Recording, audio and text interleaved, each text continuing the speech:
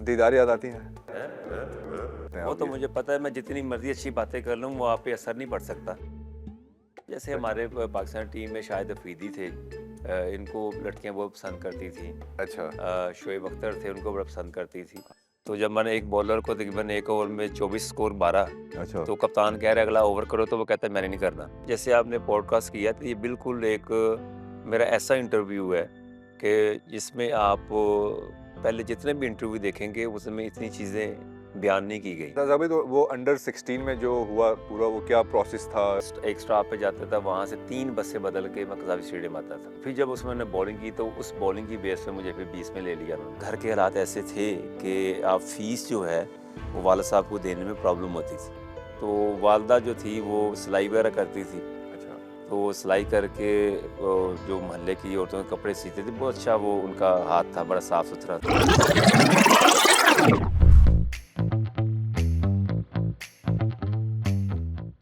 The solid edge presents by maple leaf cement की इस पहली पॉडकास्ट को देखने वाले सभी व्यूअर्स को अस्सलाम वालेकुम। दोस्तों, पाकिस्तान के जो हालात हैं और जो हमारे हालात आजकल चल रहे हैं, हम सभी कहीं ना कहीं थोड़ी बहुत मायूसी, थोड़ी बहुत नाउमीदी और थोड़ी बहुत टेंशन का शिकार हैं। हमें समझ नहीं आ रहा है कि हमारे साथ क्या हो रहा है और आगे क्या होगा। इसीलिए मेपल लीफ की इस पहली पॉडकास्ट में हमने जो गेस्ट बुलाए हैं वो बड़े स्पेशल हैं। अगर इनकी ज़िंदगी पर नज़र डालें तो आपको लगता है कि यार, सब कुछ ख़त्म होने के बाद भी एक चांस मिल सकता है। सब कुछ रुक जाने के बाद भी ज़िंदगी की गाड़ी दोबारा चलाई जा सकती है। ये अपने आप में एक वन मैन आर्मी है। सचिन तेंदुलकर को उनकी बॉल से डर लगता है। वर्ल्ड क्लास ऑलराउंडर हैं। रज़ाक भाई, अस्सलाम वालेकुम। वालेकुम अस्सलाम। थैंक यू सो मच आने के लिए और आने के बाद इंतज़ार करने के लिए। नहीं, नहीं, हमें ऑलवेज़ वेलकम, ऑलवेज़ वेलकम। मैंने रिवायत कायम रखी, हमेशा की तरह थोड़ा सा इंतज़ार आपको करवाया है। नहीं, नहीं, अभी तो बड़ा अच्छा रहा, बहुत अच्छा रहा। अच्छा रज़ाक भाई, शुरू से हम बात करेंगे, लेकिन उससे पहले मुझे ये पूछना है कि जब भी मेरा आपसे इंटरेक्शन हुआ है, मैं एक चीज़ नोट करता हूँ कि आप हर इंसान से बहुत ही हम्बल और बहुत ही प्यार से पेश आते हैं। तो इतना सक्सेसफुल होने के बाद देखा जाता है बहुत सारे लोग थोड़े रूड हो जाते हैं, इरिटेट हो जाते हैं, जो कि गलत नहीं है। ऑब्वियसली बहुत लोग तंग कर रहे होते हैं तो बंदा थोड़ा चिड़चिड़ा हो जाता है। तो ये काम कैसे रहते हैं आप? देखिए, ये एक नेचुरली भी आप कह सकते हैं, और घर की तरबियत भी आप ये कह सकते हैं कि इंसानियत जो है वो हर इंसान में होनी चाहिए, और दिखावा नहीं होना चाहिए।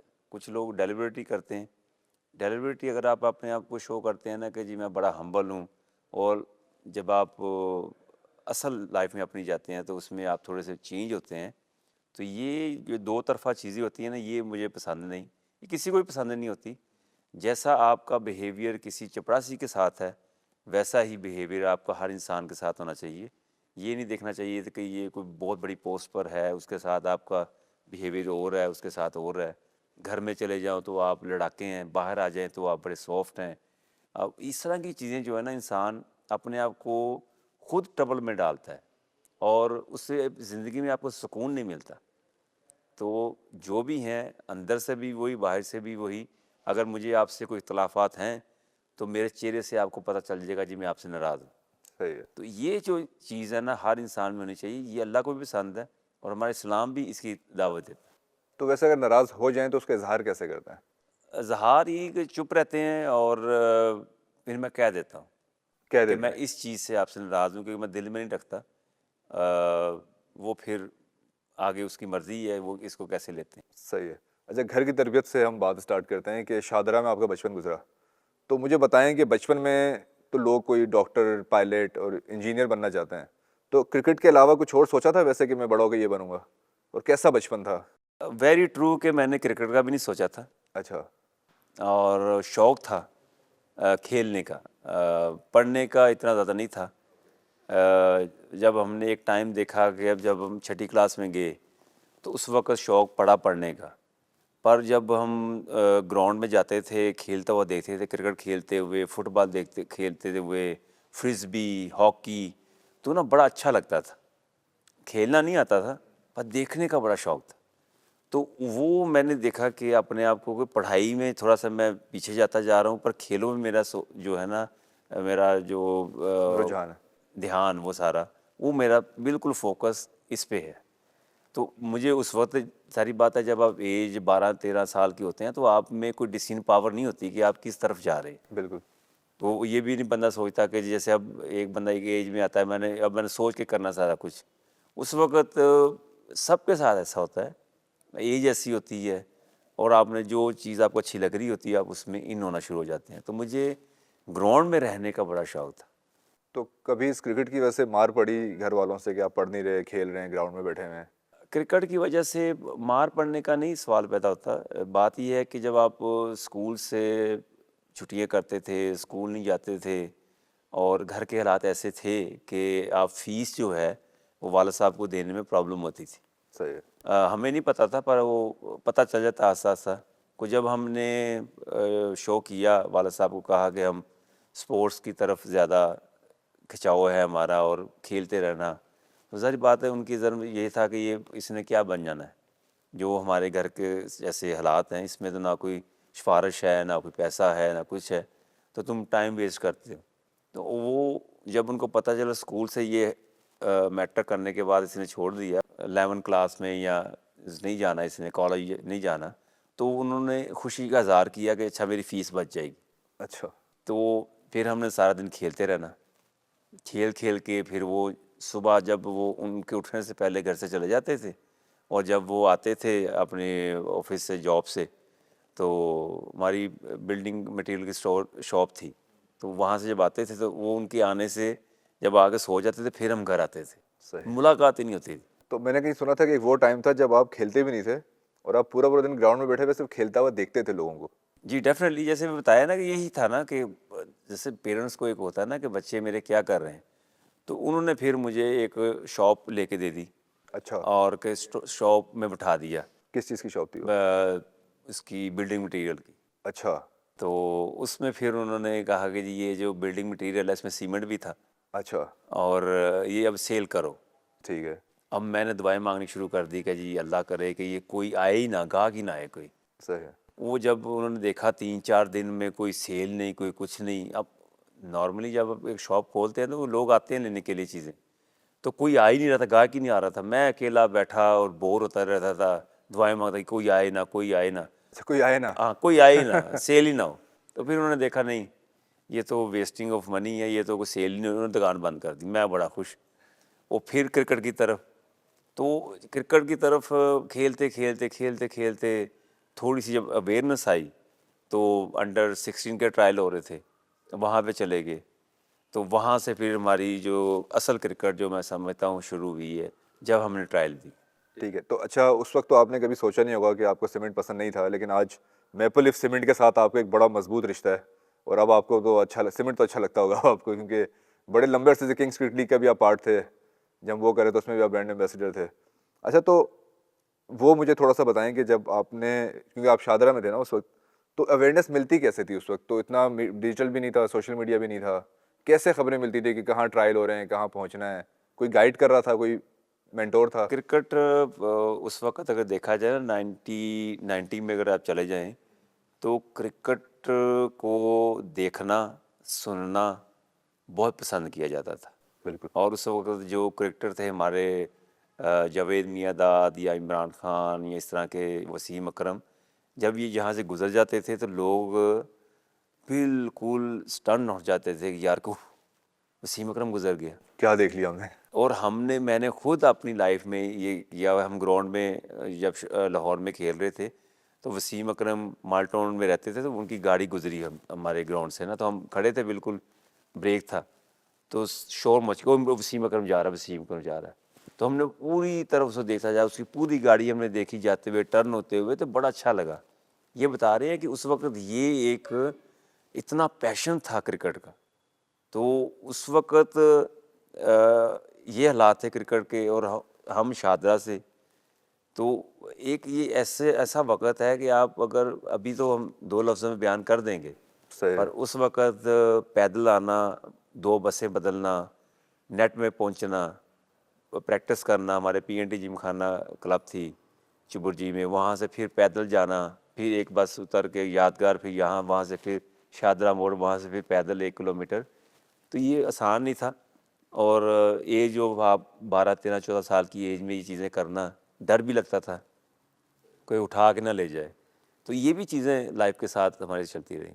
लेकिन मुझे इससे पता चल रहा है कि आपको फैमिली ने सपोर्ट किया थ्रू आउट, फैमिली में या थोड़ी वालदा की रिलक्टेंट तरफ थी? से काफ़ी सपोर्ट थी। ठीक है। और जैसे मैंने बताया कि घर के हालात ऐसे थे कि बिल्कुल इतना ज़्यादा नहीं था हम। तो वालदा जो थी वो सिलाई वगैरह करती थी, अच्छा। तो वो सिलाई करके जो मोहल्ले की औरतों के कपड़े सीते थे, बहुत अच्छा वो उनका हाथ था, बड़ा साफ़ सुथरा था। अच्छा। तो लोग बहुत पसंद करते थे, जितनी भी औरतें थी ना, तो काफ़ी रश रहता था हमारे घर में। अच्छा। और फिर उन्होंने एक शॉप थी नहीं घर में ही, फिर एक दो असिस्टेंट रख ली कि उनको फिर ट्रेन करना शुरू कर दिया। और मोहल्ले से लड़कियां आती थी कि आप इनको सिखाएं, तो इतना अच्छा वो कपड़े सीती थी। तो उन्होंने बड़ी सपोर्ट की, और जो भी फाइनेंशियली भी। और ज़ाहिर बात है, जब आप ट्रेनिंग करते हैं, क्रिकेट खेलते हैं, तो खाने पीने का भी होता है, तो दूध वगैरह पीने का भी होता है शौक है, उससे भी काफ़ी बिल्कुल एनर्जी डाइट मिलती वो। है। तो खाने का भी बड़ा उन्होंने ख्याल रखा, तो उन्होंने थोड़ी कमी नहीं आने दी हमें। अच्छा ज़ाबित, वो अंडर 16 में जो हुआ पूरा, वो क्या प्रोसेस था? आसान था, हो गया था ईज़िली? और जब हो गया तो यकीन आ रहा था कि ये हो चुका है? नहीं, मुश्किल था मेरे लिए, क्योंकि थोड़ा-सा एक्स्ट्रा हाइपर शाय होते हैं ना लोग, ये उस तरह की नेचर थी। और 4 साढ़े 400 प्लेयर थे, लड़के थे जो ट्रायल देने के लिए आए। तो जब मैं ट्रायल पे पहुंचा तो मैंने कहा कि ये तो मेरे लिए तो इम्पॉसिबल है, यहाँ पे कौन सी सिलेक्शन होगी, ये तो पता ही नहीं चल सकता यहाँ। तो वहाँ पे फिर मैंने ओवर कराया एक आधा, अ, 4 या 5 6 बॉलें या 6-7 बॉलें की होंगी मैंने। 6-7 बॉलें की, बिल्कुल डिसाइडेड नहीं होता बंदा कि ठीक है, एक फॉर्मेलिटी मैंने बॉलिंग की। और तो बॉल सही गई या नहीं हो रही थी? वो जैसे भी, मुझे अब याद नहीं, पर मैंने डिसाइडेड की कि यार इतने लोगों में कहाँ पे मैंने सेलेक्ट होना है। ठीक है।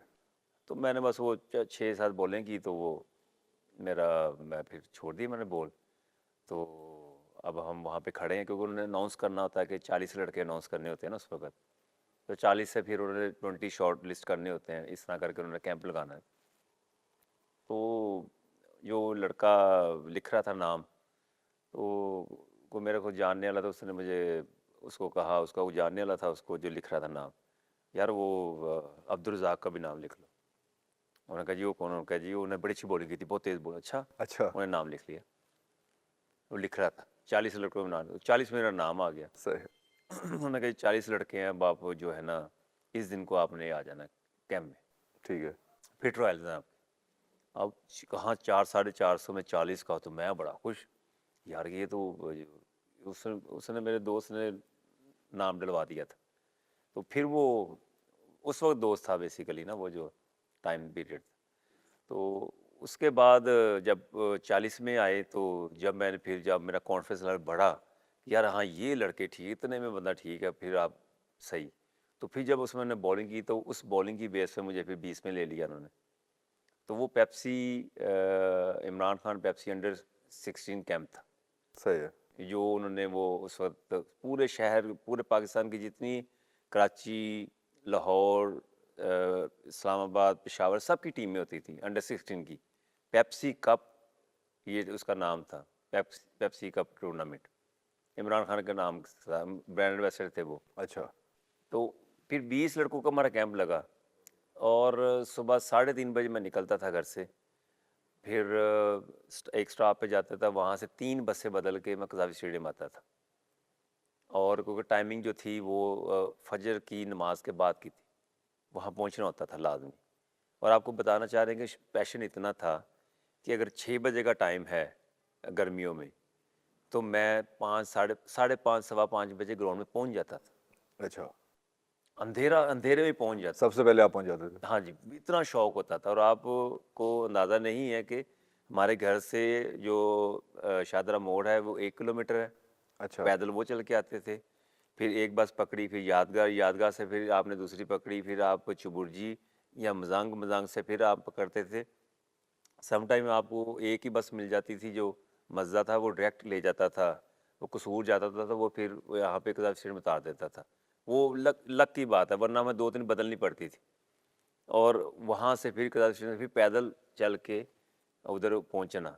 और एक अकेले बच्चे के लिए, जिसकी एज भी 14-15 साल के करीब हो गई, तो वो अकेले जा रहा है, डरते-डरते भी, और क्रिकेट की वजह से।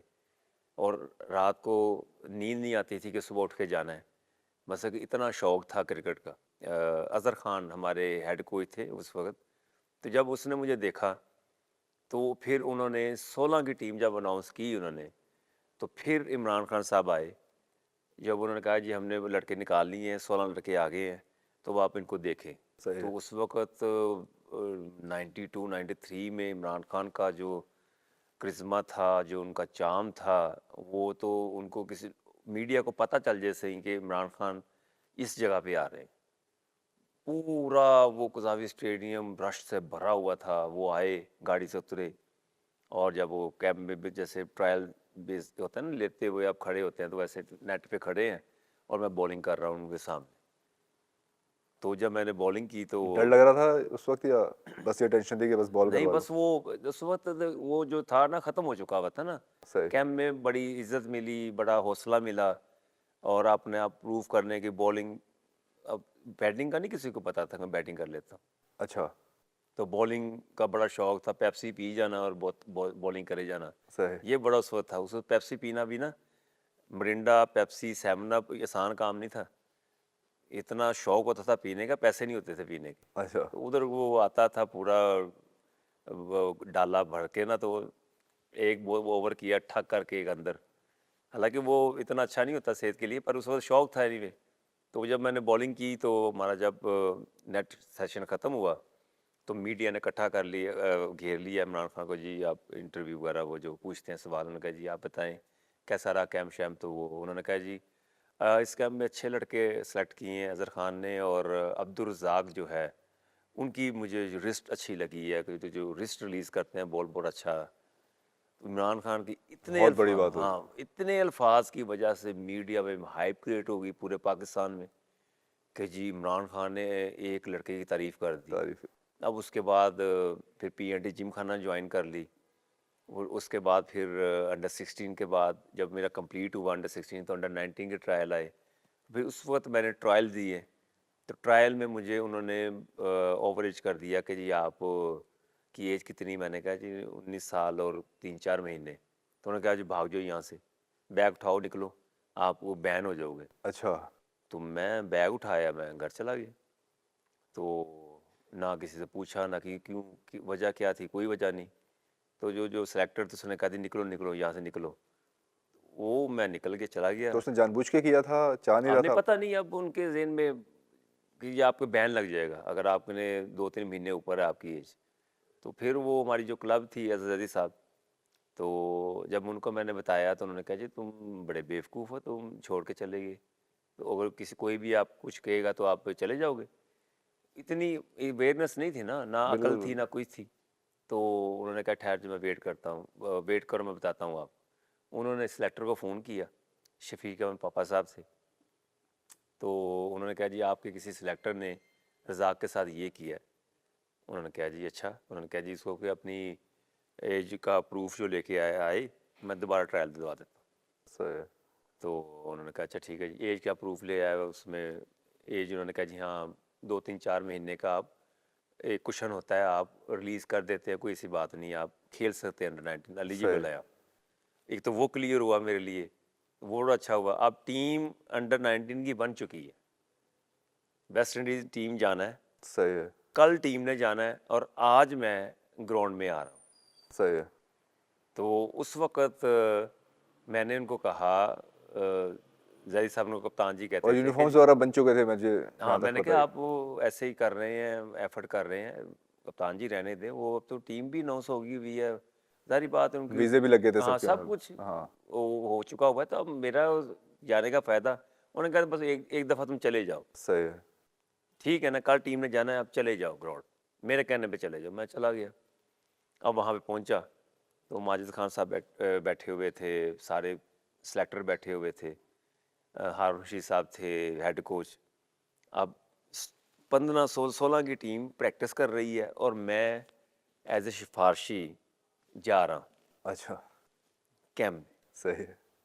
अब सब लड़कों ने देखा ये टीम अनाउंस होगी, ये क्या करने आया है यहाँ, ये कौन सा लड़का है। तो इसमें मैं जब वहाँ पहुँचा तो उन्होंने कहा जी हाँ मुझे पता है, मुझे सिफारिश आई है कि आपको एक बार टेस्ट कर ले। सही टॉन्ट मारो उन्होंने आपको। हाँ, टेस्ट कर ले। सही है।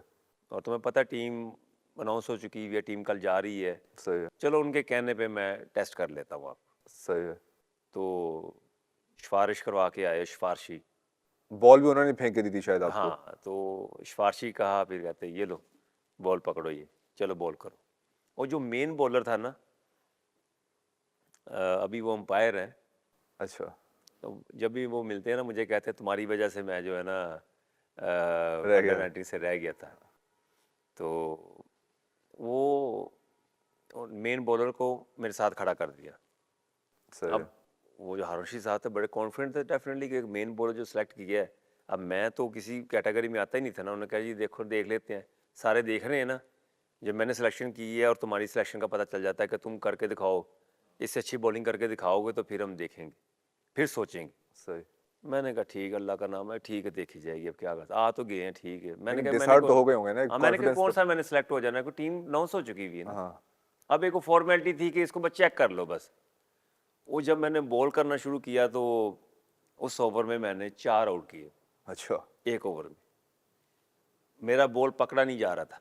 सही। कीपर जो था ना वो, उसको प्रॉब्लम हो रही थी, वो लगने के बाद इतना तेज़ फ्लाई कर रहा था कि कीपर को ऐसे पकड़ना पड़ रहा था, उसका बॉल नहीं पहुंच रहा था। अब मैंने 4 विकेटें में बोल्ड भी किए, स्लिपों में भी, लेग भी 4 भी सारे हुए, और उसका बेचारे का वो बॉल उस तरह नहीं चला जिस तरह मेरा चल रहा था। सही है। तो वो जब ज़ाहिर बात है, जब ट्रायल बेस पे जब आप देख रहे होते हैं ना मैच में, जब आप वो बॉलर बॉल करता है तो लगने के बाद जब कीपर कैरी करता है तो ये बहुत बड़ा इम्पैक्ट पड़ता है। ठीक है। जैसे शोएब अख्तर बॉलिंग करते हैं, लगने के बाद बॉल ठक, वकार, यूनुस, वसीम अकरम, तो बॉल तेज़ी से कीपर ऐसे पकड़ता है। तो जब वो देखा सारे हैरान हो गए कि ये कहाँ से हमने मिस कर दिया, जो हमारा सेलेक्ट किया हुआ बॉलर तो ये तो बिल्कुल डिफरेंट है। हाँ। तो जो हारून रशीद साहब ने, उन्होंने भी देखा, उन्होंने कहा ये कौन है। उन्होंने माजिद खान को देखा, तो माजिद खान भी देख रहा था, उसने वहाँ से ऐसे इशारा किया, अच्छा। सही, गुड टू गो। जबरदस्त मिल गया। हाँ, यस, मेरी सही। तरफ से यस। उसने फिर हारून रशीद साहब ने मुझे बुलाया, कहते बेटा आप कल जा रहे हो, तैयारी करो, जाके आप इतने बजे होटल पहुँच जाना। सही। तो वो जो लड़का था दूसरा, उससे कहते हैं जी आप घर जा रहे हो, तो हमें जो है ना, हमने वो देख लिया है, कंपैरिजन कर लिया है, उसने अच्छी बॉलिंग की है तो आप घर जा रहे हैं। मैं वही सोच रहा हूँ कि ये तो मेरे साथ तो चलो अच्छा हो गया, वो उस लड़के के साथ तो वो कितना डिसहार्ड हुआ होगा। बिल्कुल। पर वो पठान था बेसिकली, उनकी ज़रा नेचर स्ट्रॉन्ग होती है। जैसे हम पंजाबी थोड़ा सा नेगेटिव ले लेते हैं ना, ये पठान इतनी जल्दी अपने आप को गिराते नहीं है। सही है।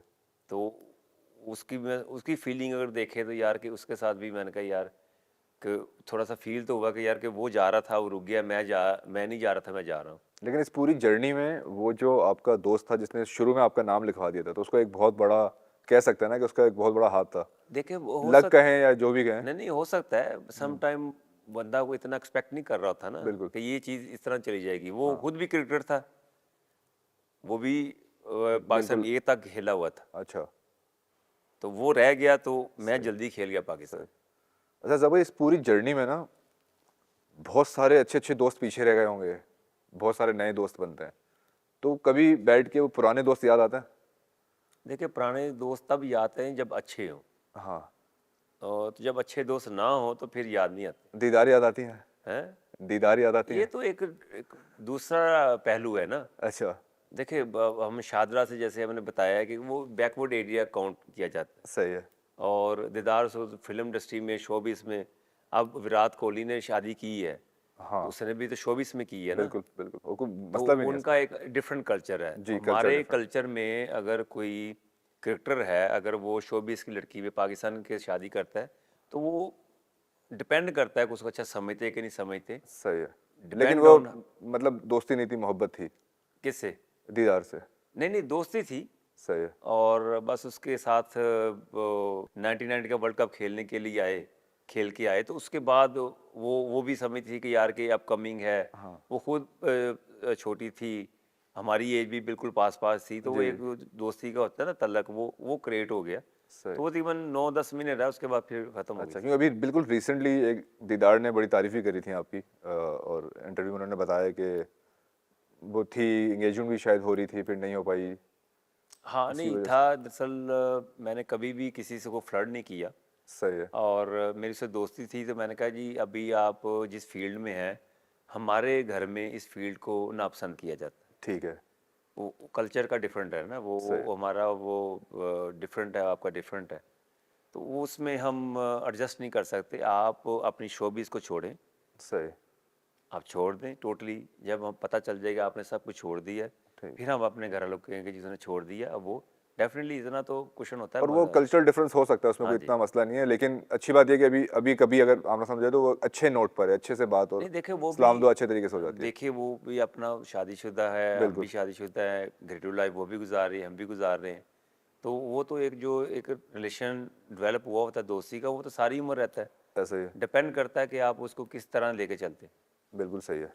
तो ये मैंने ये भी सुना है कि आपको स्टेज शोज देखने का भी बड़ा शौक था। देखिए जब आप एज बढ़ रही होती है ना आपकी, तो हर चीज़ का एक्सपेरिमेंट करना चाहिए। बिल्कुल सही है। और शौक बहुत था। डेफिनेटली लोग बाहर से आते थे, फिर उनको हम ले जाते थे स्टेज पे जाके बैठना, फ्रंट रो में बैठना। हाँ हाँ। और पाकिस्तान टीम में आप जब थे तो ये जितने हमारे आर्टिस्ट थे प्रोटोकॉल भी कॉमेडी, ज़्यादा मिलता बड़ा होगा। अच्छा, बड़े खुश होते थे। जी जी। और ये बड़े पैशन होता है इनको क्रिकेट का, और फ़ोन करते थे कि जी आज मैच का क्या बना, अच्छा। अच्छा अच्छा मैच में आज क्या हुआ, सारा कुछ जीत के हार गए, जैसे मान चन्न हो गया, ये और भी दो थे तो काफ़ी ये फ़ोन शोन करते थे। सही है।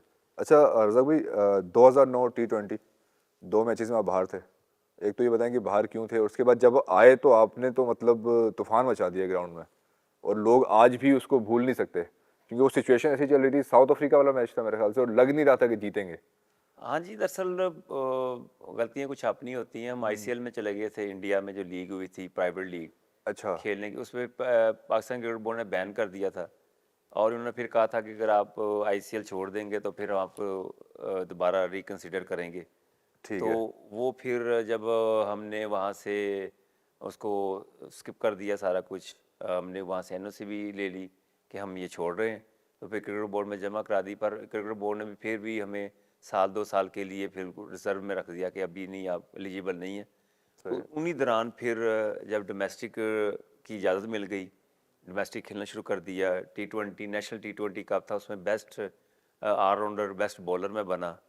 तो उस परफॉर्मेंस बेस पे भी मुझे 30 के जो लिस्ट होती है वो वर्ल्ड कप के लिए शॉर्ट लिस्ट करते हैं, उसमें नाम नहीं मेरा रखा। अच्छा। उन्होंने कहा जी अभी आप नहीं आ पा सकते।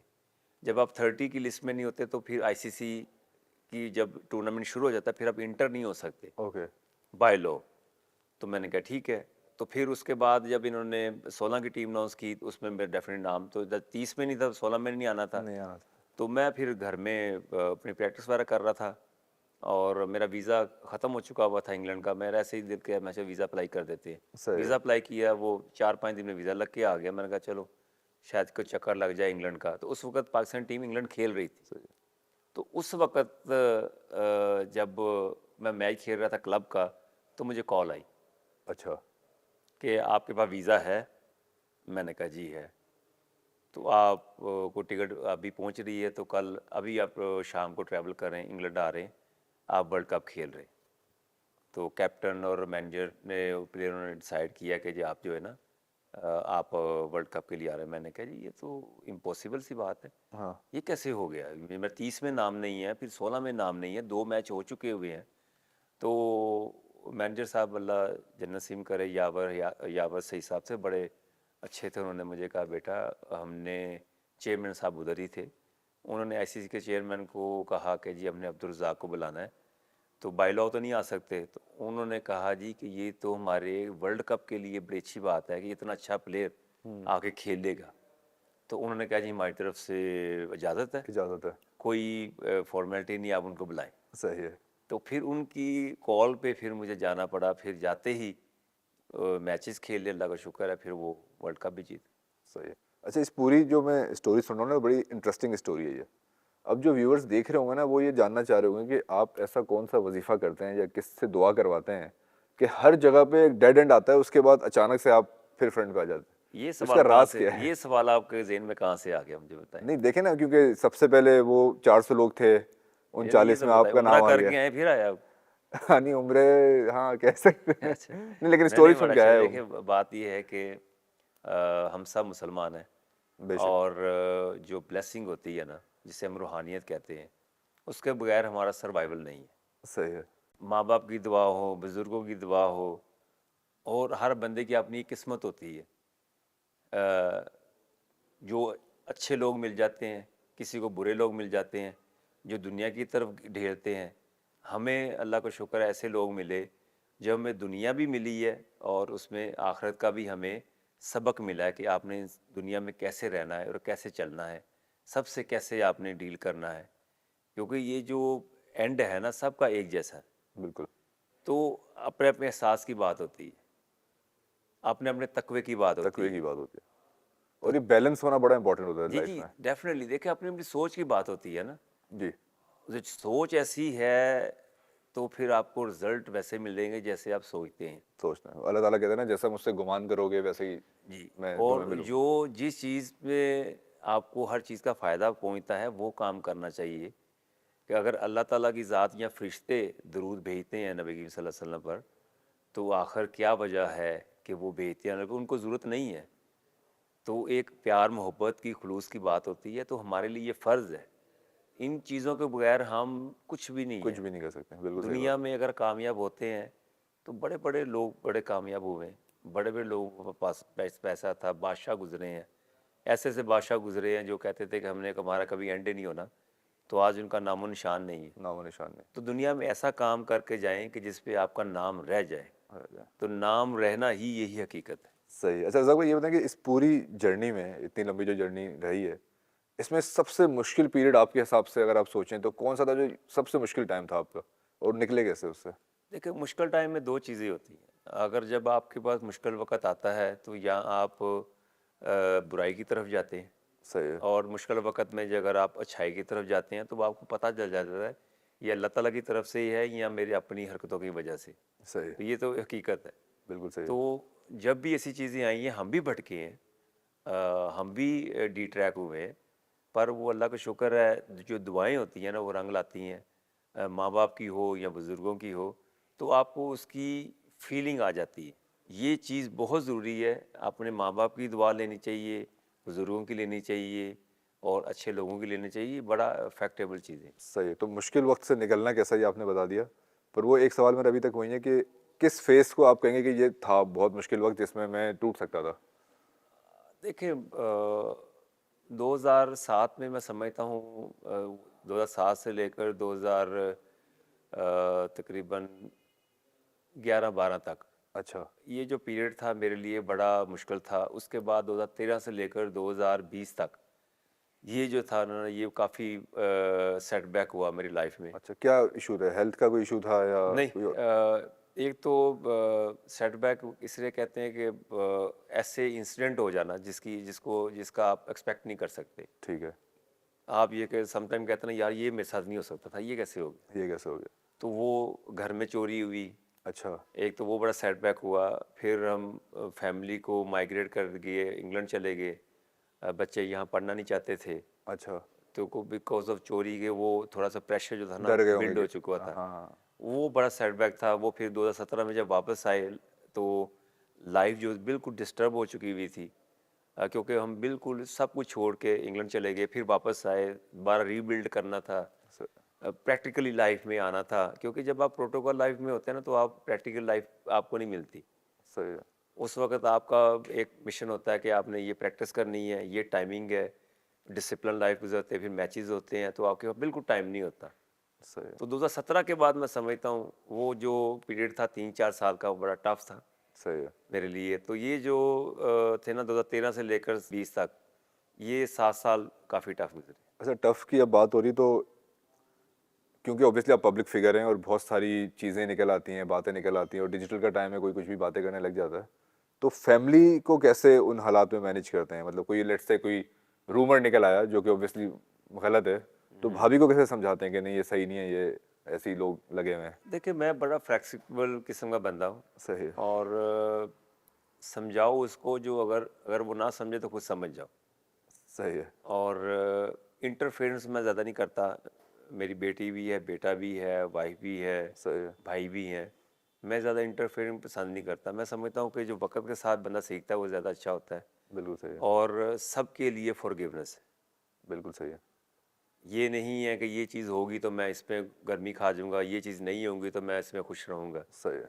तो मैं काफ़ी अपने आप ईज़ी को इंसान है बिल्कुल आप कह रहे हैं। वेल बैलेंस रखा हुआ है। सही है, अगर तौबा का मेरे लिए है तो सबके लिए तौबा है। सही है, मेरा बेटा हो या बेटी हो या वाइफ हो या भाई हो या दोस्त हो, कोई भी हो, सही है, सबके लिए है। सही है, हम इतना अपने आप को होना चाहिए कि अगर मैं कोई काम करता हूँ तो अगर मैं तौबा इस्तग़फ़ार करता हूँ तो मेरी माफ़ी हो सकती है।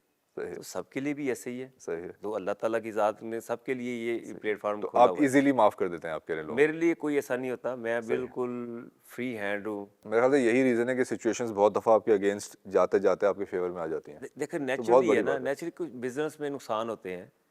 जो लोग आपके साथ फ्रॉड करते हैं तो आप कहते हैं मैं इसको कभी छोड़ूंगा नहीं। हाँ, तो जब वो हालात अच्छे होते हैं, रिटर्न होते हैं, जब वो नुकसान में आता है, उसको परेशानी होती है हाँ, तो आप उसको छोड़ देते हैं, उसके लिए फ़ायदा सोचते हैं। इससे अच्छी चीज़ नहीं मैं समझता कोई, ना कोई हज है, ना रोज़ा है, ना सही है। ज़कात है, ना बिल्कुल कुछ सही है। बात है। ये जब चीज़ें आप में आती हैं ना तो फिर हज, रोज़ा, ज़कात का भी बेनिफिट आपको होता है। सही है, तो ये हकीकत ये है कि मैं समझता हूँ कि मैं झूठ बोलूँ, फ्रॉड करूँ, किसी को नुकसान पहुँचाऊँ, यतीमों का हक मारूँ सही है। और पैसे की लालच में भरी हो और उसके बाद मैं नमाज, रोज़ा, हज, ज़कात करूँ, हाँ, तो मुझे ये चीज़ें नापसंद है। पहले अपने 5 या 6 चीज़ें अपने आप को सही करें, फिर जब आप नमाज के लिए, हज, रोज़ा, ज़कात के लिए जाएँगे तो आपको फीलिंग आएगी, फीलिंग अलग आपको आएगी। एहसास आएगा, आपकी बॉडी रिलैक्स होगी, आपकी जो रूह है वो उसको फ़ायदा होगा कि यार हाँ, अब ये सही काम है, ये भी दिखावे के लिए नहीं काम है। सही है। अच्छा वो ये बहुत अच्छी बात आपने कही। अच्छा मेरा सवाल ना एक थोड़ा-सा ये भी था कि आप तो ईज़िली माफ़ कर देते हैं।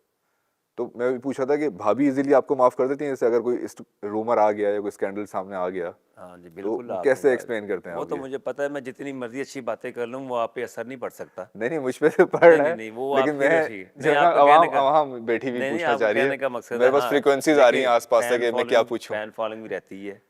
लड़कियाँ भी आती हैं, मैसेज भी आते हैं, कॉलें भी आती बिल्कुल हैं ऑब्वियसली आती हूँ। और जो वाइफ़ मेरी खाला की बेटी है, डेफ़िनेटली वो किसी को अच्छा तो नहीं लगता। हाँ, पर वही बात है कि अगर आपकी नीयत साफ़ है, हुँ, अगर आपकी नीयत में नहीं कोई ऐसी चीज़, तो सारी चीज़ें ठीक हो जाती क्लियर हैं। हो जाती हैं। और फैमिली की जगह किसी को लेके आना, फर्स्ट प्रायोरिटी उनको रखना, फैमिली को सेकंड रखना, ये नुकसानदेह चीज़ है। नुकसानदेह, बिल्कुल।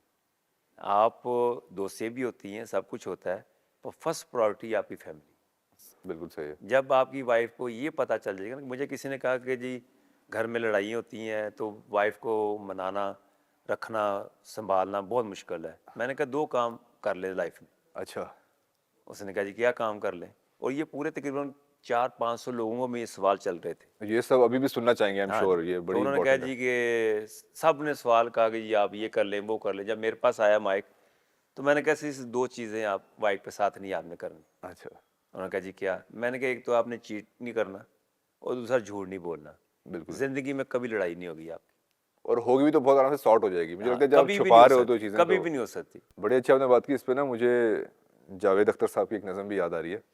वो कहते हैं कि सच की ना मुझे लगता है सच की कीमत होती है। जब सच बोलते हो तो कभी-कभी किसी और का बहुत बड़ा नुकसान हो सकता है, तो आप चुप रहते हो। जब आप चुप रहते हो तो आपका नुकसान हो रहा होता है। तो एक उलझन है जावेद अख्तर साहब की एक नज़म है, उसमें वो कहते हैं कि अगर मैं आगे बढ़ूँ तो औरों को दुःख दूँ और अगर रुका रहूँ तो औरों के दुःख सहूँ। तो फिर वो कहते हैं ज़मीर तू ही बता, तो तुझे तो नाज़ है अपनी मुनसफ़ी पे कि करूँ तो क्या करूँ? तो बहुत दफ़ा हमें बहुत सारी दफ़ाओं पे चुप रहना पड़ता है क्योंकि सच बोलने से किसी न किसी का नुकसान हो रहा होता है। तो ये है। अच्छा मुझे ये बताएँ कि सीरियस बातें बहुत ज़्यादा हो गई। आप लोग बहुत मस्ती भी करते थे सारे प्लेयर्स जब ऑब्वियसली फॉरेन टूर्स पे जा रहे हैं, कर रहे हैं। तो कोई मज़ेदार इंसिडेंट बताएँ कि कभी किसी को प्रैंक किया है किसी टीममेट को? देखिए पहली बात ये है कि प्रेशर इतना ज़्यादा होता है अच्छा, और प्रैंक भी करना चाहिए कि ऐसा करना चाहिए कि जिससे कोई किसी को हर्ट ना हो ना। सही है। तो मज़ाक, हँसी मज़ाक at the moment time being चलता रहता है और मैचेस का प्रेशर, कंसंट्रेशन करना, फोकस करना, ये जो चीज़ें ना आपको आगे की तरफ लेके जाती हैं। सही है, वो जो कुछ इंसिडेंट होते हैं ज़्यादातर आप डिसिप्लिन में होते हैं, सही है। अंडर सिक्योरिटी होते हैं। आपको पता होता है कि मेरे पे नज़र है। नज़र है बिल्कुल। तो वो आप उसी पे ज़्यादा फोकस रहता है, आपस में इतना ज़्यादा नहीं होता कि आप कहें कि जी हमने कोई आज इसके साथ प्रैंक करना है तो ये करना है सारा कुछ। हाँ, कहीं आप रेस्टोरेंट में गए हैं या आउटिंग पे गए हैं, तो वहाँ पे कुछ चीज़ें ज़्यादातर मज़ाक क्या होता है कि इसने क्या पहना हुआ है, ये अच्छा, क्या पहना, इसने ये क्या खा रहा है, सही है, ये क्या सोच रहा है सही। और ये क्या देख रहा है। क्या देख अब रहा है? ये इन चीज़ों पे थोड़ा मज़ाक होना शुरू हो जाता है। सही किसी है। को अगर कोई पसंद आ गया तो ये देखें जी अब तो ये लट्टू हो गया जी, अच्छा, अब तो ये नहीं पकड़ा जाएगा ये। इस तरह की चीज़ें जो है ना तो उस सबसे वक़्त ज़्यादा किसको टीम में कौन था जिसको सबसे ज़्यादा ये लोग पसंद आ जाते थे चलते-फिरते? देखिए डिपेंड करता है। जैसे सही। हमारे पाकिस्तान टीम में शाहिद अफरीदी थे, इनको लड़कियां बहुत पसंद करती थी। अच्छा, शोएब अख्तर थे, उनको बड़ा पसंद करती थी। हाँ। तो वो तो एक उनका लेकिन एक इनमें से कौन था जो वो भी लड़कियों को पसंद करता था, ऐसा कोई था? अरे सारे हम भी पसंद करते हैं, सारे करते हैं, कौन नहीं करता नॉर्मल यार। नॉर्मल है वो, सही। नॉर्मल चीज़ है। सही है, पर ये कि टाइम बिंग आपको एक टाइम होता है, उसके बाद जब आपकी शादी हो जाती है, फैमिली घरेलू हो जाते हैं, बच्चे हो जाते हैं, उसके बाद चेंज होता है सारा कुछ। सही है। पर वैसे टीम में सबसे ज़्यादा शरारती कौन था? शरारती हमारी टीम में मोहम्मद यूसुफ, सही है, शुएब मलिक, अच्छा। ये जो थे ना काफ़ी शरारती थे। इनका सेंस ऑफ ह्यूमर बड़ा अच्छा था। अच्छा रज़ाक भाई, अब ना आखिरी के 2 सेगमेंट्स हैं और ठीक है। अभी तक आपने मेरे सवालों का बड़ा अच्छा स्पिन किया है और कहीं न कहीं से बच-बचा के आप बहुत ही अच्छे तरीके से निकल आए हैं। ठीक है। इसमें आप ज़रा स्ट्रेट फॉरवर्ड जवाब देंगे तो मज़ा ठीक है। आएगा। सही है? तो स्टार्ट करते हैं और जल्दी जवाब देना है। अच्छा, पहला सवाल ये है कि आपके टाइम पे आपको क्या लगता है कि कौन-सा वो क्रिकेट प्लेयर था जो थोड़ा ओवररेटेड था, मतलब तारीफ़ ज़्यादा हो गई, था नहीं इतना अच्छा? और होगा आई एम श्योर कोई ना कोई। देखिए उस वक़्त अगर देखा जाए ना, वेरी ट्रू, सारे क्रिकेटर बड़े अच्छे थे। सही है, उस वक़्त इतना मीडिया ज़्यादा नहीं था और शोएब अख्तर का देखें तो शोएब अख्तर को पूरी दुनिया जानती थी। सिर्फ़ पाकिस्तान में फ़ेमस नहीं ना, पूरी दुनिया में फ़ेमस था। शाहिद अफ़रीदी पूरी दुनिया में फ़ेमस था। यूनुस खान पूरी दुनिया में फ़ेमस था और मोहम्मद यूसुफ पूरी दुनिया में, इंज़मामुल हक, मोइन खान। अब ऐसे इन जितने जब ऐसे प्लेयर होते हैं तो इनमें सकलैन मुश्ताक जितने भी हैं, वो उनको आप कैसे कहेंगे कि यार कि ये डिज़र्व नहीं करते थे, उनके पास इनको लोग ज़्यादा पसंद करते थे, ये सही है, बड़े नाम थे। सही है। तो ज़रा और इसको मैं थोड़ा-सा घुमा देता हूँ, रैपिड फायर अपना खुद ही थोड़ा ख़राब करता हूँ। हुँ, क्या वजह है कि आज की क्रिकेट टीम जो है वो उस लेवल पे नहीं जा सकती? देखिए आप मैं इसी में भी आपको ज़्यादा अच्छा पता होगा कि क्यों हमें वो टीम मिलती नहीं है अब? देखिए बात ये क्रिकेट ज़्यादा होने की वजह से भी है, टी20 क्रिकेट ज़्यादा होने की वजह से भी कुछ है। पर्ची का हाथ होता है इसमें से लोग कहते हैं या नहीं नहीं, नहीं, होता है? नहीं, पर्ची का नहीं। देखिए ये जो ऐसा लेवल होता है इसमें सिफ़ारिश थोड़ी बहुत ही होने का वो नहीं, अच्छे के लिए सिफ़ारिश होना मैं नहीं समझता सिफ़ारिश है। सही है, पर वो ये ग्राउंड में ना प्रूव हो जाता है ठीक, बिल्कुल हो जाता। कि आप क्या है, आप सही है, सर्वाइव नहीं कर सकते। सही है, पाकिस्तान खेलना बड़ी बात नहीं होती, पाकिस्तान रहना बड़ी बात होती। सही है, तो उस वो अब जो है हर क्रिकेट बोर्ड की एक टी20 टीम ऑफ़िशियली, जैसे पीएसएल है, आईपीएल है, अब बांग्लादेश प्रीमियर लीग आ गई है, वेस्ट इंडीज़ लीग है, इंग्लैंड में तो पहले ही चलती आ रही थी, साउथ अफ्रीका है, ज़िम्बाब्वे है। कौन-सा मुल्क रह गया, श्रीलंका है जहाँ नहीं होती है टी20। हाँ, क्रिकेट ज़्यादा हो गई है। टी20 जब आप ज़्यादा खेलते हैं ना क्रिकेट, तो आप वर्ल्ड में अ, अच्छे प्लेयर की कैटेगरी में नहीं जाते। सही है, अच्छा प्लेयर कैटेगरी उस तब जाता है जब टेस्ट में ज़्यादा आउट करते हैं, जब आप वनडे में ज़्यादा आउट करते हैं, या वर्ल्ड कप जितवा के लाएँ। सही है। वर्ल्ड कप को जितवाता है, वो एक तरफ और बाकी सारी क्रिकेट एक तरफ। सही है।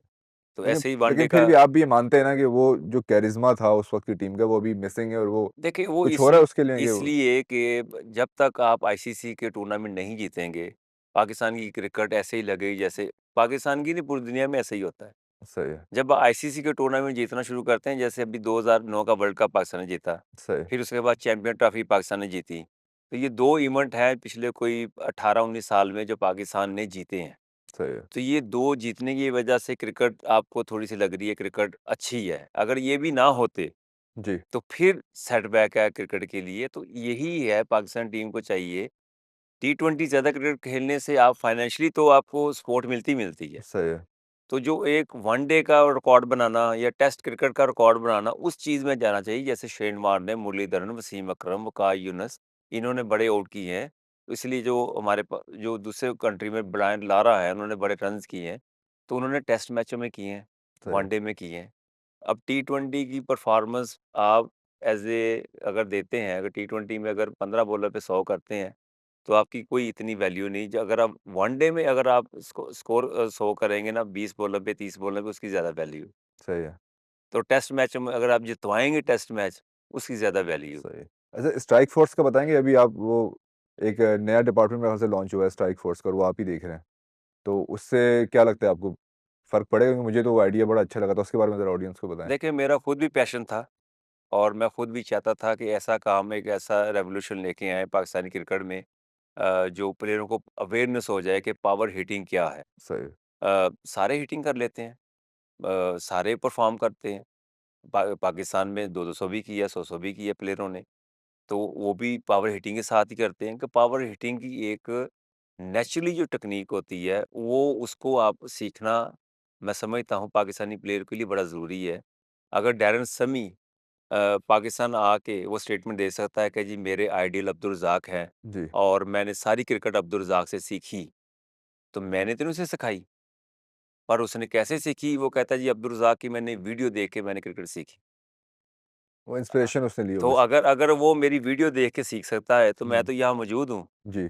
और रिसेंटली जो हमारे चेयरमैन साहब हैं, मोहसिन नकवी साहब, जब उन्होंने उनके ज़हन में आइडिया आया, तो मुझे बड़ी खुशी हुई कि जो मैं चाहता हूँ, जो मेरा एक पैशन है, मुझे ऐसी ज़िम्मेदारी दी जाए, जिसमें मुझे ज़्यादा कंट्रोल भी है, मुझे उसमें एक एक और एक्सपीरियंस आएगा। क्योंकि जब आप शुरू करते हैं ना काम, शुरू-शुरू में आपको प्रॉब्लम्स आती हैं, तो जब आप उसमें कंटिन्यू करते रहते हैं, तो आपको उसमें कॉन्फिडेंस आना शुरू हो जाता है। जी। और प्लेयरों में अभी जैसे अभी प्लेयरों को अब स्ट्राइक फोर्स कैंप में हम टीच कर रहे हैं, कोचिंग कर रहे हैं। अच्छा, स्टार्ट हो चुका है ये? जी, जी। और सब प्लेयर जो है ना पाकिस्तान को टच कर रहे हैं, अच्छा। पाकिस्तान खेलने को। उनको टीच करना आसान काम नहीं है। मेरे लिए भी एक एक्सपेरिमेंट था, तो अल्लाह का शुक्र उसमें मुझे कामयाबी मिली। प्लेयरों के फीडबैक बड़े अच्छे आए। तो उनकी वजह से फिर मुझे पता चला कि हाँ, ये चीज़ एक अच्छी है, हम पाकिस्तानी प्लेयरों में ये चीज़ लेके आ सकते हैं, जो इंशाल्लाह ये चलेगा। फिर हम ओपन ट्रायल्स करेंगे with permission of PCB chairman. तो ट्रायल भी करेंगे, नए लड़के भी लेके आएँगे, उनको हम क्रिकेट सिखाएँगे। तो ये मुश्किल काम तो है, मतलब आसान फ्यूचर काम में नहीं एक है। बड़ी उम्मीद है हमारे लिए कि आ रहे हैं तगड़े जी, लड़के जी, अब। हम रिज़ल्ट देखें, जैसे मैंने कहा कि एक जो प्लेयर होता है, वो जितनी मर्ज़ी सिफ़ारिश करा ले, जो मर्ज़ी कर ले, पर जब वो ग्राउंड में उतरता है, वो पता चल जाता पता है। चल जाता है। तो ये भी जो स्ट्राइक फ़ोर्स के जो प्लेयर इंशाल्लाह जो तैयार हो रहे हैं, जब होंगे फ्यूचर में, जब वो ग्राउंड में उतरेंगे तो वो बताएँगे कि जी वो उनमें कितनी क्यों इम्प्रूवमेंट है, वो किस तरह वो खेल रहे हैं। आप भी जब देखेंगे कि तो आपको ये पता चलेगा ये प्लेयर जो हिटिंग कर रहा है, आया इसमें अब्दुल रज़ाक की झलक नज़र आ रही है कि नहीं आ रही? नहीं हारी। पावर हिटिंग की झलक नज़र आ रही है कि नहीं आ रही? तो वो बताएगा। वो बताएगा। और मुझे नहीं लगता कि इसके लिए आपसे अच्छा कोई होना हो भी सकता था पावर स्ट्राइक के लिए। नहीं, देखिए ये एक ज़िम्मेदारी है बिल्कुल। और ज़िम्मेदारी जब आपको मिलती है तो प्रेशर तो होता ही होता है। बिल हर मुश्किल काम जो होता है वो मुश्किल होता है। सही। आसान काम जो होता है ना, सही काम जो होता है, वो बड़ा आसान होता है और मुश्किल काम हमेशा मुश्किल होता है। मुश्किल था। सही। तो रैपिड फायर पे जल्दी से वापस आते हैं।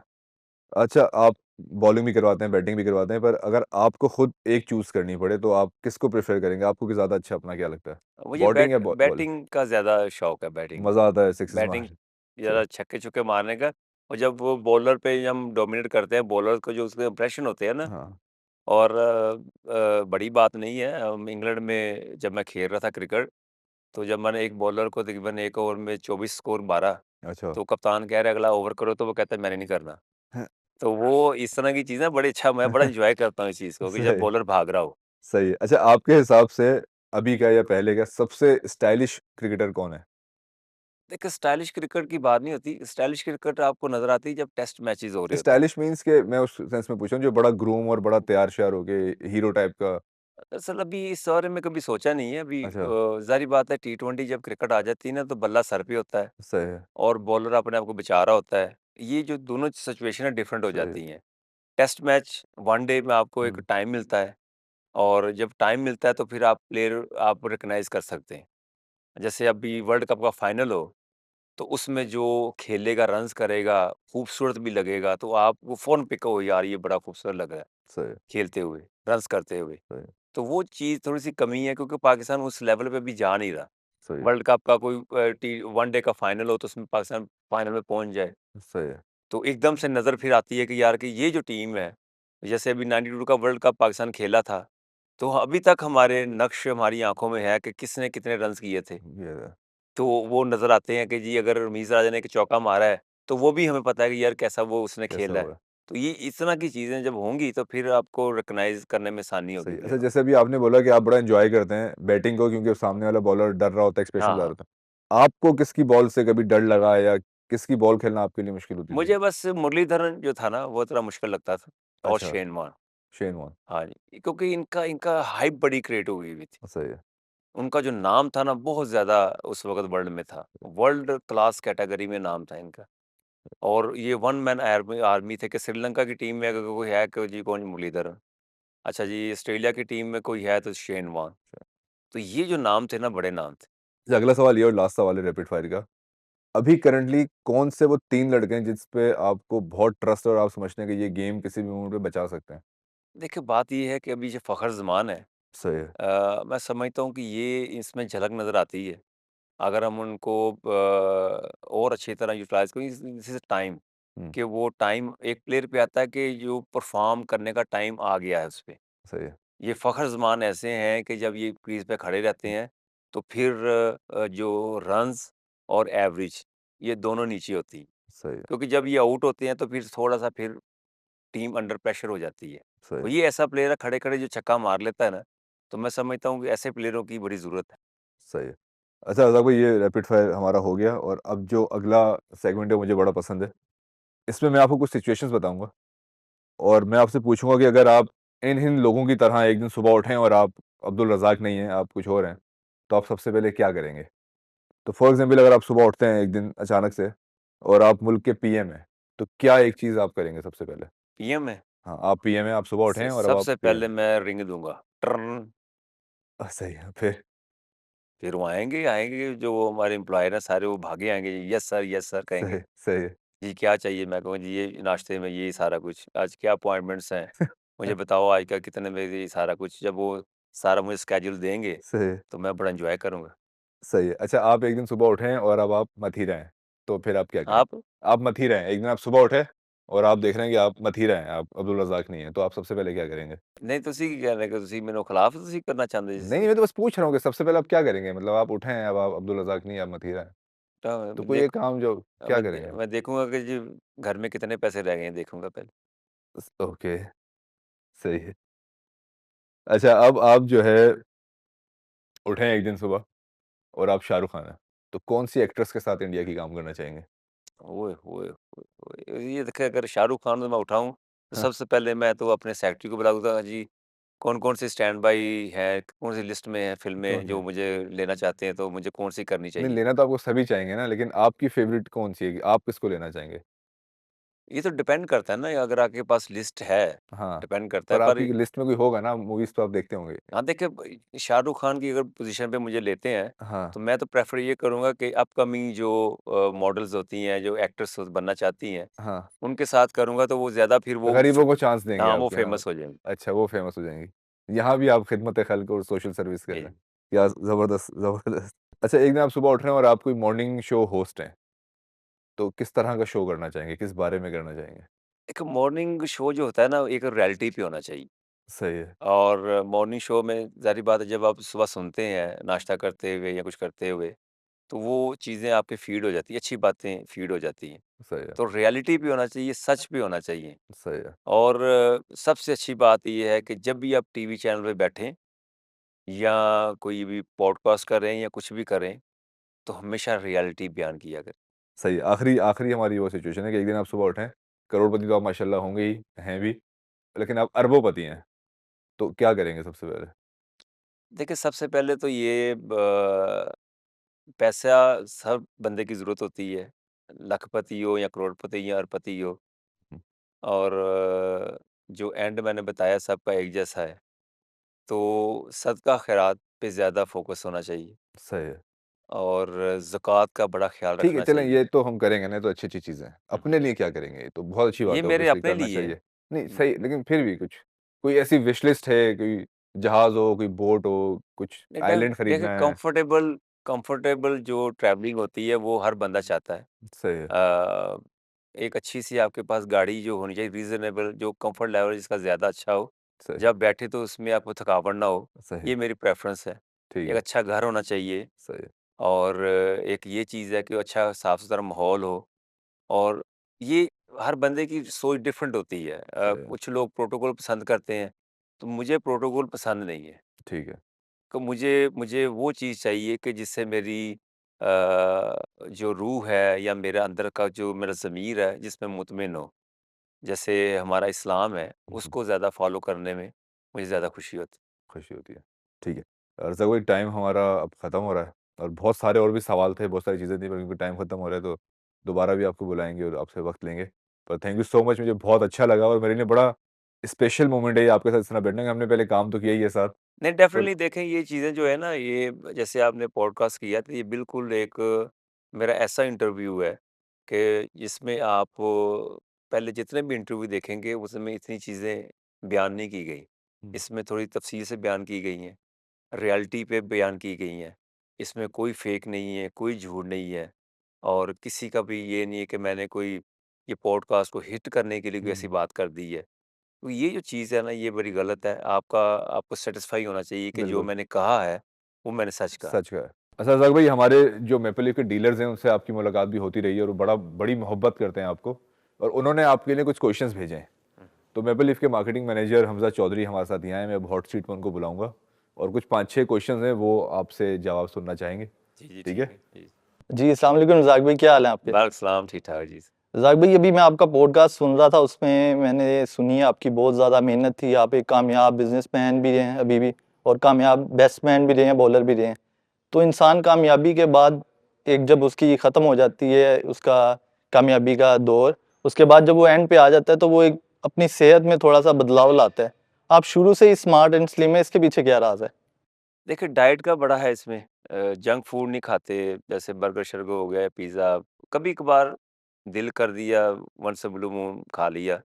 पर कोई ये नहीं है कि अभी मुझे भूख लगी हुई थी, मुझे अब बर्गर देंगे मैं खा लूँगा, पिज़्ज़ा देंगे मैं खा लूँगा, पेप्सी पड़ी है पी लूँगा और निहारी है मैं खा लूँगा। इस तरह की चीज़ों से मैं दूर हूँ, थोड़ा-सा घर का खाना प्रेफ़र करता हूँ, बेशक दाल क्यों ना हो और घर के खाने पे ज़्यादा मेरा फ़ोकस होता है। और अगर बाहर भी खाएँ तो ग्रिल्ड चीज़ें खाते हैं। तो ग्रिल्ड चीज़ों का फ़ायदा ये होता है कि आपकी सेहत पे ज़्यादा इफ़ेक्ट नहीं करती और उससे फिर फैट लेवल आपका मेंटेन रहता है। और ज़्यादा मीठा खाने का भी शौक नहीं है। हाँ, तो कम खाते हैं और हर चीज़ को मकदार में खाते हैं। ये नहीं है कि आप ज़्यादती करें। अगर आप मेरे सामने कुछ खाना रखेंगे तो मैं उसको, अगर आप फॉर एग्ज़ाम्पल अगर आपने 20 चाँपें रखनी है मेरे सामने, तो मैं 20 की 20 चाँपें खा सकता हूँ। पर मेरा फ़ोकस होगा कि 4 या 5 से ज़्यादा ना मैं खाऊँ। इस तरह की मेरी आदत है, इस तरह फिर थोड़ा मेंटेन रहता है। तो इसमें कामयाब बैट्समैन या कामयाब पाकिस्तानी प्लेयर बनने के बाद आपकी क्या फीलिंग है? मतलब कि एट द एंड अब आप रिटायर्ड हैं माशाल्लाह। क्या फीलिंग आती है आपको कि क्या मेरी ज़िंदगी में कुछ मिस तो नहीं रह गया कुछ? देखिए ये रियलिटी है और ये एक अल्लाह ताला के निज़ाम में चलता आ रहा है। ये सबके साथ ऐसे ही है। आपकी 20 साल में फीलिंग और होती है, फिर 40 साल में और होती है, फिर 60 साल में और होती है, फिर 80 साल में और होती है और जब आप 100 पे पहुँचते हैं तो फिर आपको पता चलता है कि ज़िंदगी जो है एक ख्वाब है, एक ड्रीम है। तो जो आप पीछे सोचते हैं कि मैंने क्या-क्या करता रहा हूँ, क्या था, तो आपको ऐसे लगता है जैसे एक ख्वाब था, अब मेरी आँखें खुली हैं। तो इंसान को ऐसा ही होना चाहिए। अगर ये आँखें अगर आपकी एज 40 या 50 में खुल जाएँ, तो आपको ज़्यादा बेनिफिट होता है। तो मतलब कि वो आपका ख्वाब था जो पूरा भी हो गया। जी, डेफ़िनेटली ज़िंदगी एक ख्वाब ही है। अगर आप देख लें, अगर आप सोचें, अज़्यूम कर लें कि जी आज से मैं 10 साल पहले जो मैंने किया है, तो वो किधर गया सारी चीज़ें। और इवन कि आपको जो खाना खाया है, तो उसका टेस्ट भी ख़त्म हो जाता है। जो खाते रहते हैं, तो आपको टेस्ट आता है, फिर ख़त्म हो जाता है, फिर आता है, फिर ख़त्म हो जाता है। तो ये एक मैसेज है, जो हर बंदा नहीं समझता। मैसेज से याद है हमारे बहुत से डीलर भाइयों ने आपके लिए बहुत ज़्यादा मैसेजेस भेजे हुए हैं। अल्लाह तो अब खैर जब करे। उन्हें पता चला है कि रज़ाक भाई के साथ एक पॉडकास्ट है तो उन्होंने भरमार कर दी है। तो मैं उनमें से कुछ लेके आया हूँ आपके पास। जी, सारे जी। पढ़ने बैठेंगे तो हमारा बहुत ज़्यादा नहीं, टाइम नहीं, नहीं, लग जाएगा। मैपल लीफ के जो डीलर है माशाल्लाह बड़े अच्छे हैं, बड़े हार्ड वर्कर हैं और मुझे पता है ये सारे नोटी हैं, तो नोटी के बगैर तो सवाल हो नहीं सकते कोई। ऐसे ही है। तो हमारे पास है शाहिद मुनव्वर खान साहब हैं। तो इनका एक सवाल है कि आपके जाने के बाद ऐसी क्या वजह है कि हमें आपके जैसा अभी तक ऑलराउंडर नहीं मिला? इंडिया के पास हार्दिक पांड्या है, पैट कमिंस है ऑस्ट्रेलिया के पास, पाकिस्तान के पास क्यों नहीं है अब्दुल रज़ाक के बाद? देखिए ये नेचुरली भी कह सकते हैं और इसमें सेटबैक ये भी है कि हम जो प्लेयर्स हैं उनको पॉलिश नहीं करते और थोड़ा-सा नज़र का भी है कि नज़र रखनी चाहिए अगर कोई प्लेयर आपको नज़र आ गया कि ये ऑलराउंडर बन सकता है, तो उसको फिर मेहनत करवाएँ, उस पे नज़र रखें, उसको हर चीज़ प्रोवाइड करें। तो ये एक क्रिकेट बोर्ड की ज़िम्मेदारी होती है। तो मैं समझता हूँ कि जो पास्ट में हो चुका, पर अब जो है, उम्मीद है कोई भी अगर ऐसा हाइलाइट होता है कोई ऑलराउंडर, तो उसको पॉलिश करने की कोशिश करेंगे जो पाकिस्तान के लिए सर्व करे। तो आपकी नज़र में है कोई पाकिस्तान टीम में इस टाइम ऑलराउंडर जो बन सके? देखिए, वो जो नज़र आ रहे हैं, अब्बास अफ़रीदी नज़र आ रहे हैं, जहाँदाद हैं, वो नज़र आ रहे हैं और इंशाल्लाह कोशिश करेंगे कि जो डोमेस्टिक में अच्छा परफ़ॉर्म करें, उनको भी हम हाइलाइट करें। और नेशनल टी20 का होता है, चैंपियन कप्स होता है, ये जितनी क्रिकेट हो रही है, इसमें कोई ना कोई जब निकलेंगे, उनको हाइलाइट करेंगे और उनको फिर पॉलिश करने की कोशिश करेंगे। सही हो गए। और चौधरी अब्बास साहब का एक बड़ा अच्छा सवाल है कि कुछ प्लेयर ऐसे हैं जो मेरिट पे पूरा उतरते हैं लेकिन वो किसी वजह से ऊपर नहीं आ सकते। तो इस चीज़ को कम करने के लिए या इस चीज़ को ओवरकम करने के लिए क्या हमारे पास सॉल्यूशन है? बोर्ड के पास कि जो लोग मेरिट पे आ रहे होते हैं लेकिन किसी वजह से उनकी अप्रोच नहीं होती उस लेवल तक कि वो जाके अपना नाम करवा सकें रजिस्टर। देखिए, बात ये है कि मेरिट पे जो आता है, तो वो कुछ ना कुछ होता ही है और अब मैंने जैसे बताया कि इतनी क्रिकेट हो चुकी हुई है, डिपार्टमेंट्स क्रिकेट है, पीसीबी की क्रिकेट है, उसमें कोई भी प्लेयर इग्नोर नहीं होता। अगर आप मेरिट पे हैं, अगर आप में इतने इतने पोटेंशियल है, तो आप कभी भी पीछे नहीं हट सकते। आपकी मेहनत ज़्यादा होनी चाहिए और मेहनत होगी, तो फिर आप कामयाब हो जाते हैं। सही हो गए। महबूब साहब का एक क्वेश्चन है कि आपकी क्रिकेट टीम में जब सिलेक्शन हुई थी तो आपकी क्या फीलिंग्स थी? ओवर द मून, आप एक्सपेक्ट नहीं कर सकते कि वो क्या फीलिंग थी। जिस्म में एक करंट दौड़ता था जब आपको पता चला कि आप पाकिस्तान टीम में सेलेक्ट हो चुके हैं। तो ये तकरीबन 24 घंटे ये जो करंट है वो ब्लड में घूम रहा था, कभी ऊपर कभी नीचे। जब सोते थे तो बड़ा अच्छा लगता था कि मेरा नाम आ गया, क्योंकि ये बड़ी बात थी, बड़ी अचीवमेंट थी। जो आप सोचते हैं कि पाकिस्तान क्रिकेट टीम का नाम, पाकिस्तान टीम में रहना, पाकिस्तान टीम में जाना और उस वक़्त 96 में जो प्लेयर थे, उनके साथ ड्रेसिंग रूम शेयर करना, तो ये एक इतनी बड़ी बात थी। तो जो बंदा सोचता है, समझ लें कि आपकी तवक्को से ज़्यादा आपको चीज़ मिली। सही हो गए। हमारे मोमी प्राचा साहब हैं, उन्होंने आपसे सवाल किया है कि कौन से बैट्समैन को आप फेस करना चाहते हैं अभी करंट दौर में? फेस करना चाहते हैं। मतलब एज़ अ बॉलर किस बैट्समैन को आप गेंद करवाना चाहते हैं? हाँ, एज़ अ बॉलर दरअसल सारे ही अच्छे हैं और जैसे फ़खर है, फ़खर अभी हिटिंग करते हैं, तो इसको बॉलिंग कराना चाहूँगा, ये देखते हैं कहाँ तक मुझे हिट करता है। साइम अयूब है, तो ये एक्सपेरिमेंट होता है ना कि बंदा कि बॉलिंग करके देखें। डेफ़िनेटली अभी वो फ़िटनेस तो नहीं है, पर फिर भी होता है कि बॉलिंग करके देखिए कहाँ ये हिटिंग करते हैं। नहीं, फ़िटनेस आपकी वही हो तो। फ़िटनेस वही हो तो फिर इनके साथ पूरा टसल होगा और मैं ये कहूँगा मुझे हिट मार के दिखाएँ, फिर आपको पता चल जाएगा, क्योंकि हमारे पास वैराइटीज़ काफ़ी हैं, स्लो वन भी है, यॉर्कर भी है, बॉल सीम पे भी गिरता है, स्विंग भी है। तो जब ये इतनी ज़्यादा वैराइटी हो तो बैट्समैन के लिए मुश्किल होती है। तो यही अगर आप बैट्समैन हो और बॉलर किस बॉलर को फेस करेंगे? काफ़ी हैं, शाहीन है, रऊफ़ है, हारिस रऊफ़ हैं। ये पाकिस्तान के नंबर 1 बॉलर हैं, क्योंकि नंबर 1 बॉलर को फेस करना और चीज़ होती है। वो जो फीलिंग होती है, तो वो जब आप इनको फेस करेंगे। शाहीन को मैंने अभी इंग्लैंड में हमारा जो लेजेंड वर्ल्ड कप हुआ था, उसमें ये नेट प्रैक्टिस करने फेस किया हुआ है।